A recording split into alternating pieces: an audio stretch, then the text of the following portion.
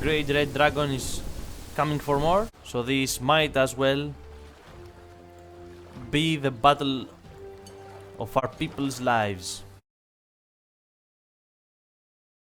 Hello and welcome back to our Kingdoms and Castles survival playthrough. It is the year 241, so in this year we're going to push through the last decade of the challenge.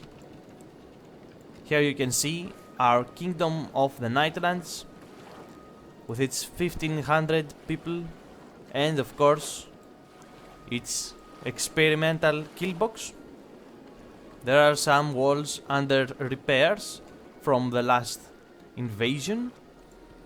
Here is our newly acquired colony of Frighten. It was the island used by the AI King Demachi.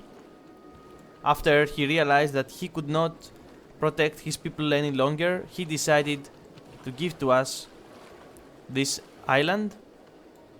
However, we're not using a really big part of it. It's a really small colony that really tries to survive almost every single Viking invasion that comes. And here, our old Rocktopia, still producing iron for our kingdom. The longest trade routes are between this colony and the Kingdom of the Nightlands. Here are the ships, as you can see, ready to depart. Unfortunately, the lack of stone in our kingdom means that our masons are not working properly. So you are going to see a lot of cracks on the castle walls and of course archer towers in ruins because we simply do not have the stone to build them again. The only saving grace we have for this situation is the merchant. The dragons are coming once again to do some sightseeing on our kingdom. Some painful sightseeing, I would say, for us. This archer tower is gone, for sure. Yeah, it is. However, this dragon is already dead. Okay, this dragon is going to survive, of course. There's no way our archer towers in the colony are going to kill him. And the siege dragon is still rampaging. Okay. Our archer tower is alive. Thankfully, everything is alive. On health 0. Well, that's great. The Great Red Dragon is coming for more. No, he decides to try and leave. Yeah, that's the wisest choice.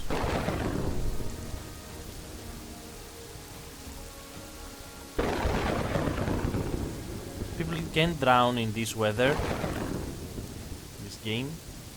We have to keep that in mind. Our kingdom is under some reconstruction.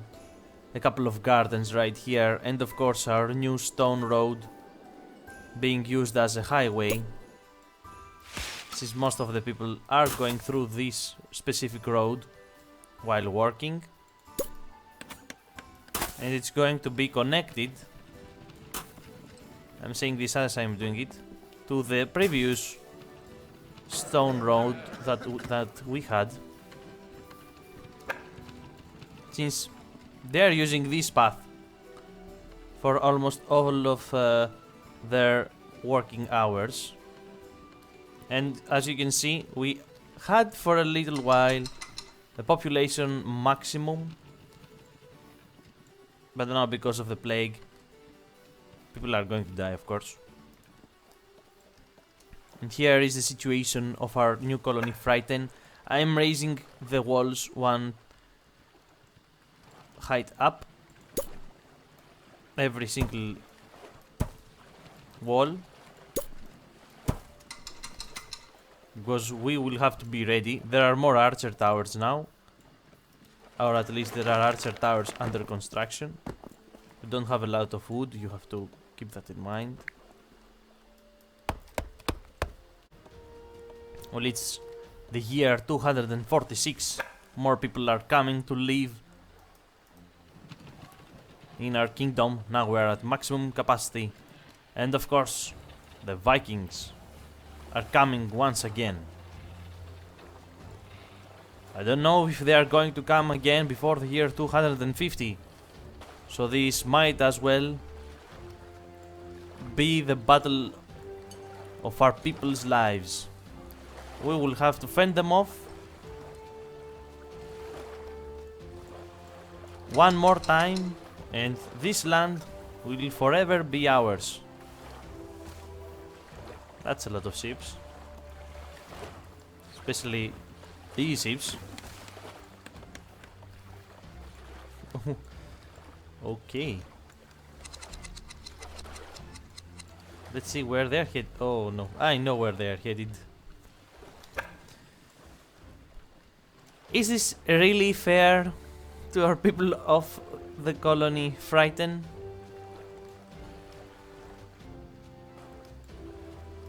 It looks like most of the Vikings are going for them. And here is the other side. Even more Vikings, but I don't think they're coming for Frighten. I think they're coming for Octopia. Anyway, I almost forgot. This is really helping us. We have to pay them for the hazard that their job is. So we can deal 4 times the damage that we deal otherwise. Our archers are firing. Of course they're not going to really... When are they landing? Yeah, okay. Right here. Thankfully we have 2 archer towers shooting at them.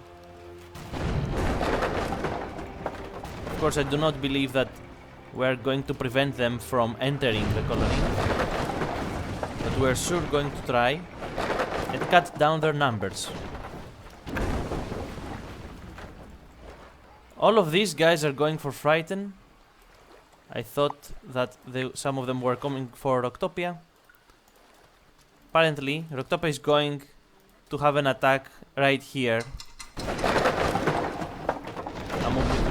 I'm moving all of the ships. And of course, the soldiers. Are they really not going to attack our kingdom of the Nightlands? That's really weird. Most of them are coming right here in this specific corner and are paying for it with their lives.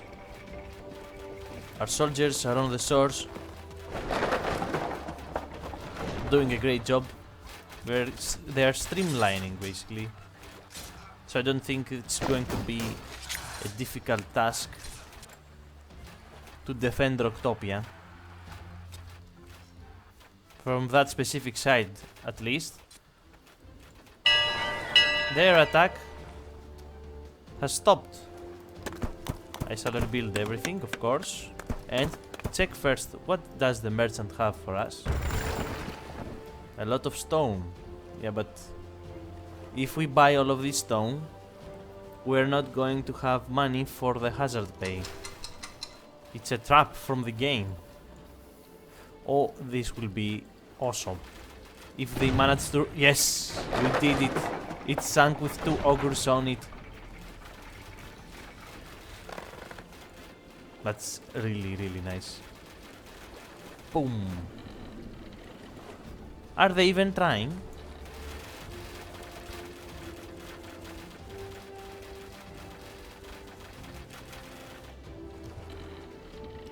They didn't land either. Are they landing here? No. The Vikings are leaving from our colonies. The only ships that have Vikings on them are the ones getting sunk right here. From our ballistas and our archers. Firing at them constantly. The first one to land was that one. Good job to you. They keep on sinking. This is what we want to see.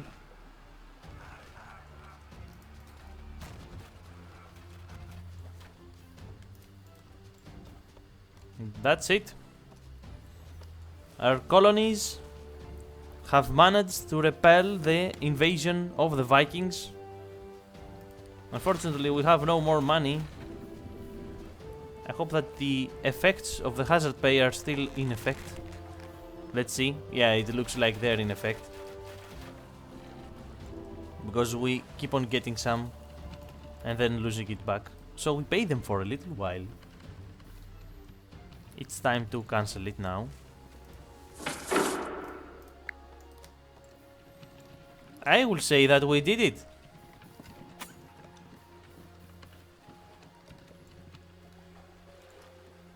Everyone is happy in our kingdom. 100. Here it's a 58. Okay, it's not that great. And here 100 again. I have to say that this reservoir came in really clutch. Otherwise, if we hadn't built this reservoir, all of these orchards and farms wouldn't be here, and of course the food production boost wouldn't exist, and our food situation would be bad for our kingdom. That is for sure.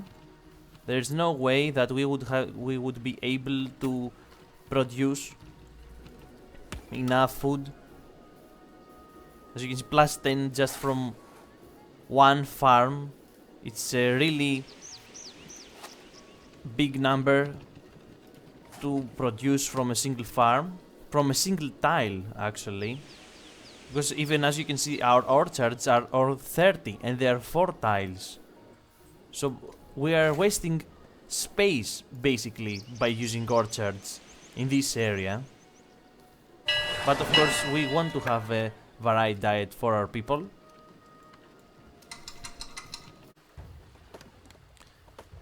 And we did it! We finally did it. We survived for 250 years in the most challenging land. Our skills are unmatched. We can continue playing, and we have unlocked a new statue for all game modes. We can build the Victory Valkyrie. It even has an area of effect. I wonder what it does. Let's put it somewhere for the... Oh, I know where. Right here. In front of the troops. I don't know if we are going to have it built before the Vikings arrive. It's going to be a challenge. We even have idle people in our most recent colony frightened now. This is how good it has been going. It's year 251. We're waiting for our statue. And the dragons have arrived. Maybe... Yeah, I don't know where he's going. Again, he's going to, of course, create some problems. We have gotten used to it.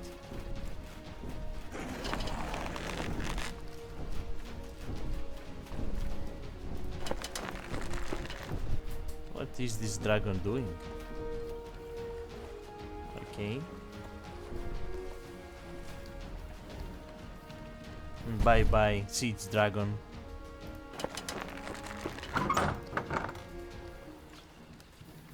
And of course, unfortunately he fell right almost in the middle of the sea. So we're not going to get its food. No dragon meat for today. And finally we have built the Victory Valkyrie. I was hoping it was going to give some bonus to the troops, a morale bonus maybe. It gives happiness +3 in the radius.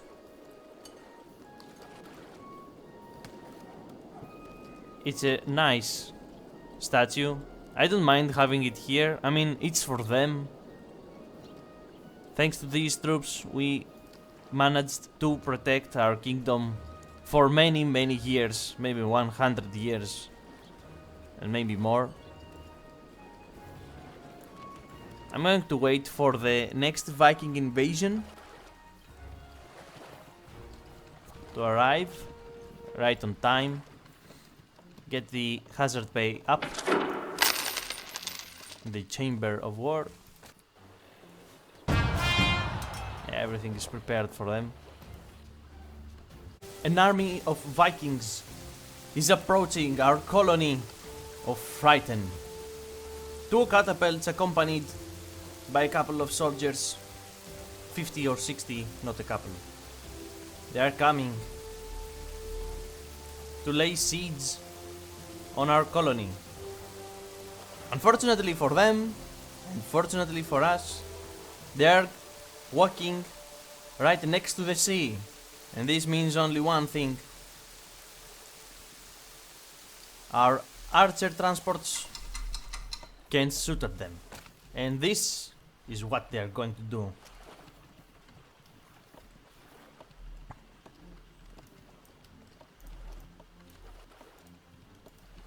If they go fast enough, of course. Please.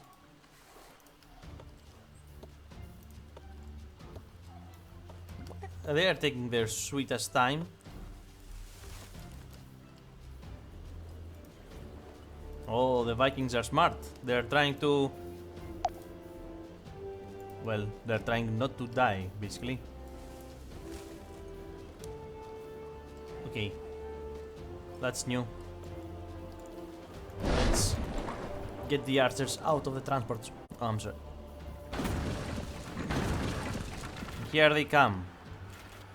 For some reason, they managed to destroy one castle wall.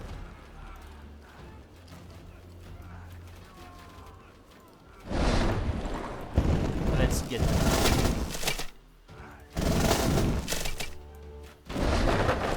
Their reign is over.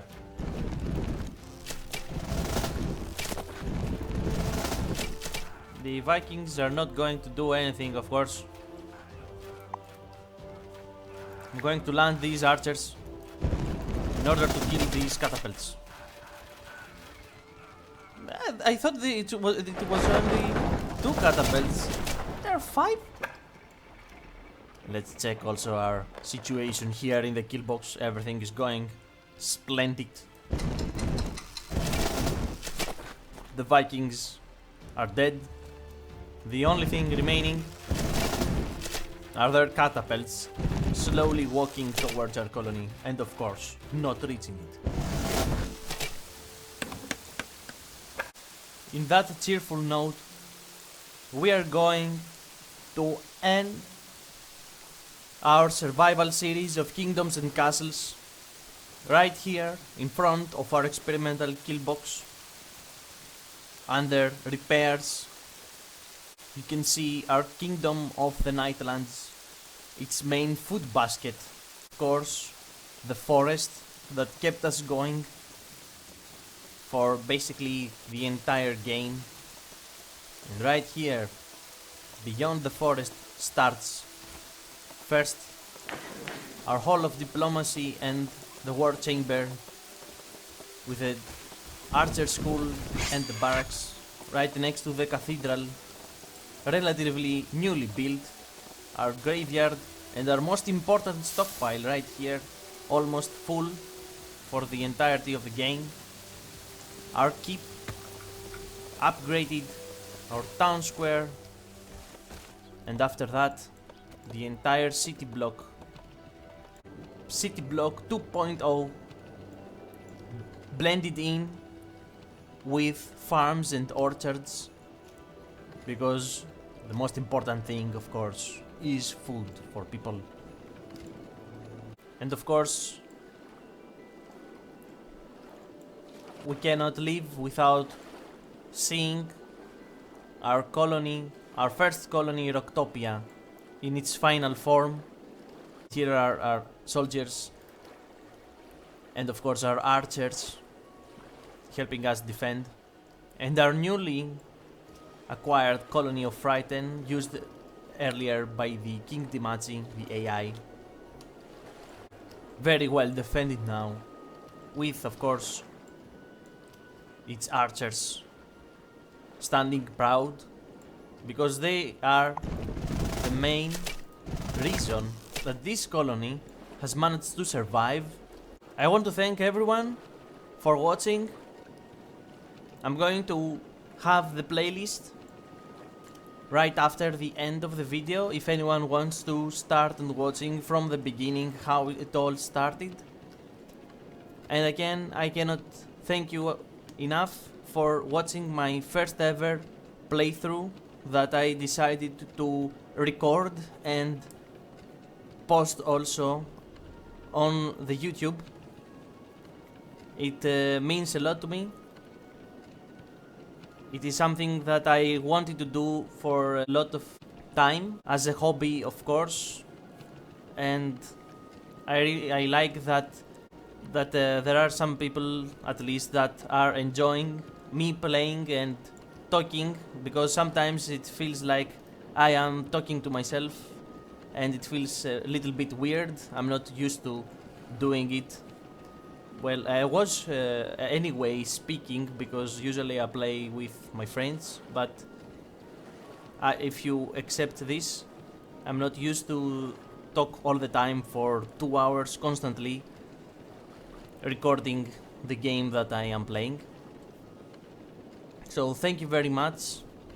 I really enjoyed this playthrough. We're going of course to come back to Kingdoms and Castles. The developer is still giving some love on this game. I saw that at some point he's going to add a greater quarry and charcoal maker that is going to help a lot in the late game.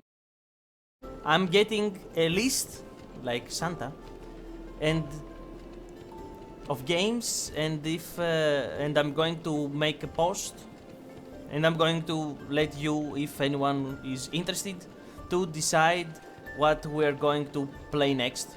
I have some ideas. Some of these games I haven't played at all. Some of these games I have played, but it has been a very, very long time, so it's going to be like a new game for me. So again, thank you very much for watching, and I hope that I'm going to see you on my next playthrough. Have a nice night.